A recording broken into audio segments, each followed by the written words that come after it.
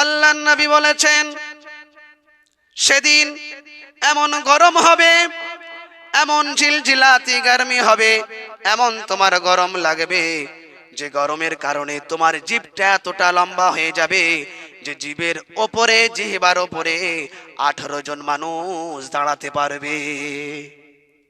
হাদিসটা শুনেছেন কোনোদিন?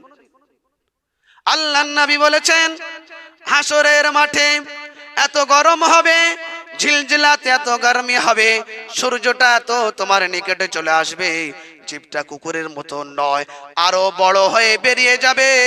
ওই জিহ্বার উপরে 18 জন মানুষ আরামে দাঁড়িয়ে থাকতে পারবে, কোনো অসুবিধা হবে না। বিশ্ব নবী বললেন এই আযাব থেকে তুমি যদি বাঁচতে চাও, এই গরমি থেকে তুমি যদি বাঁচতে চাও, এই খোদার গজব থেকে তুমি যদি বাঁচতে চাও, তোমাদের উপরে একটি মাস দেয়া হবে, যে মাসের নাম হলো রমজান মাস। এই রমজান মাসে যারা রোজা রাখবে আল্লাহ পাক এই গরমি থেকে তাদেরকে হেফাজত করে রেখে দেবেন।